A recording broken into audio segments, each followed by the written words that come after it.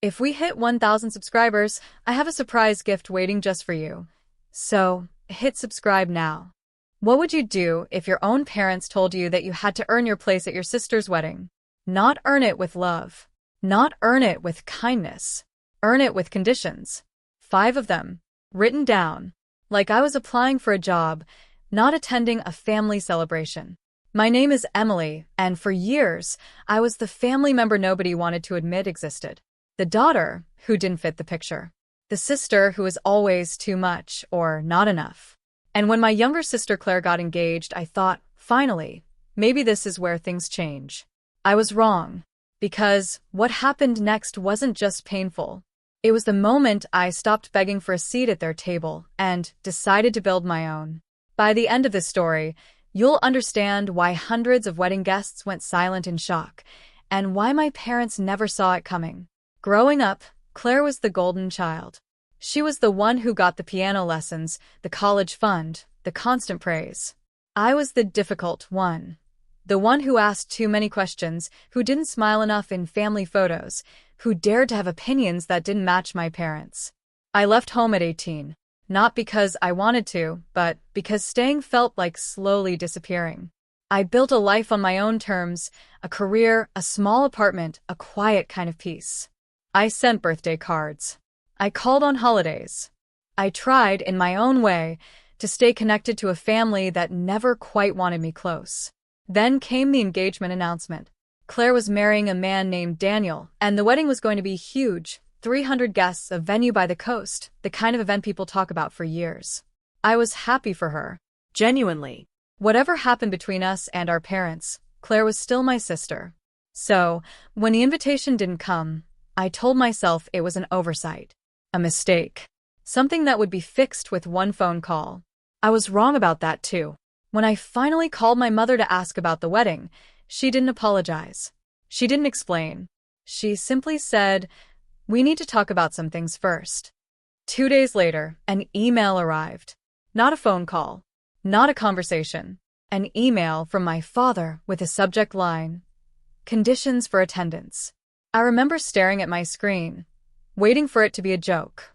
It wasn't. 5 conditions, numbered neatly like a checklist. 1.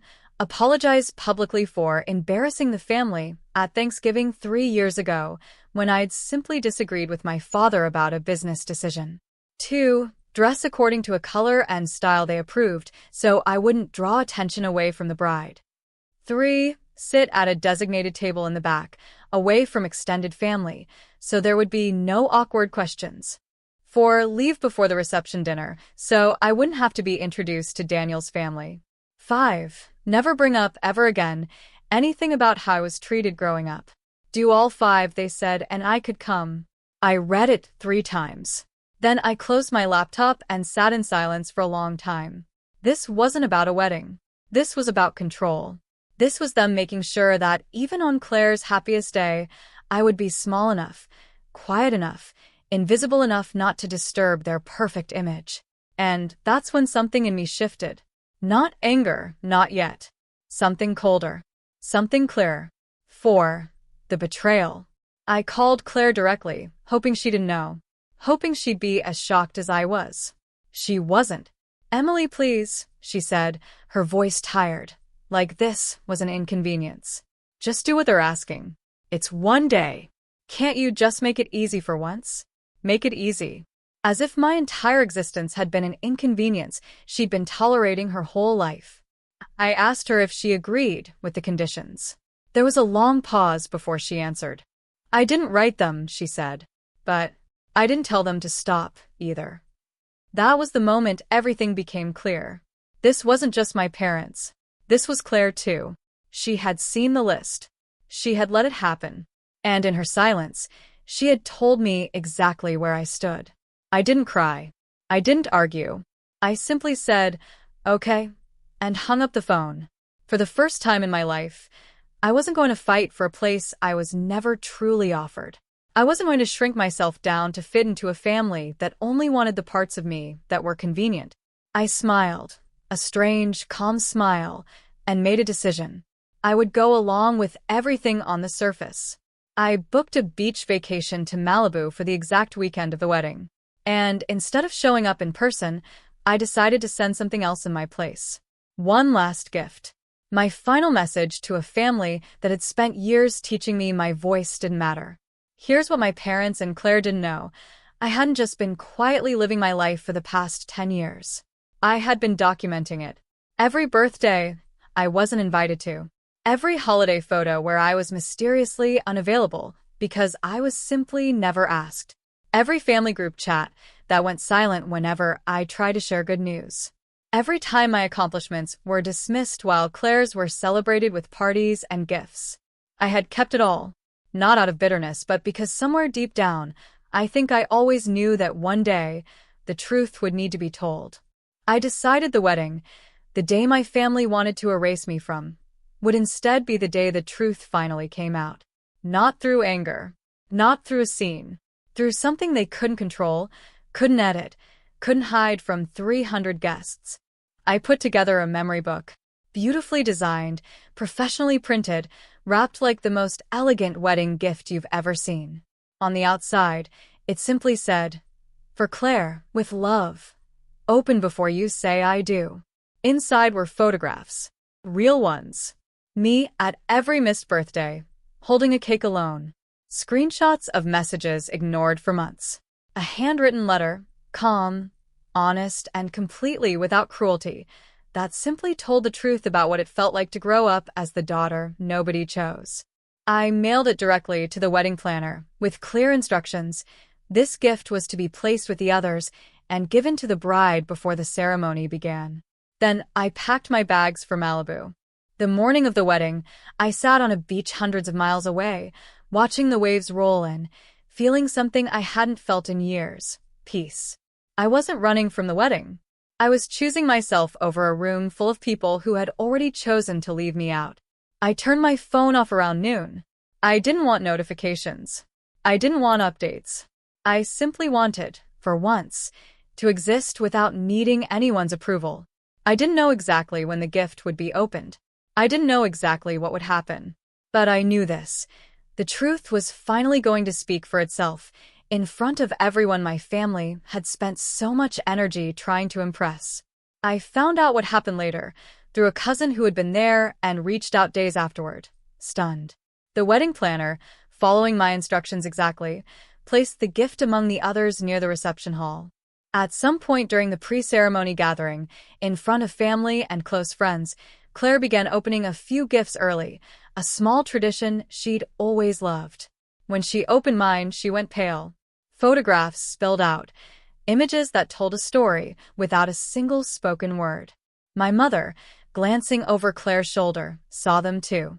And when Claire began reading the letter aloud, because someone encouraged her to, not realizing what it contained, her voice started to shake.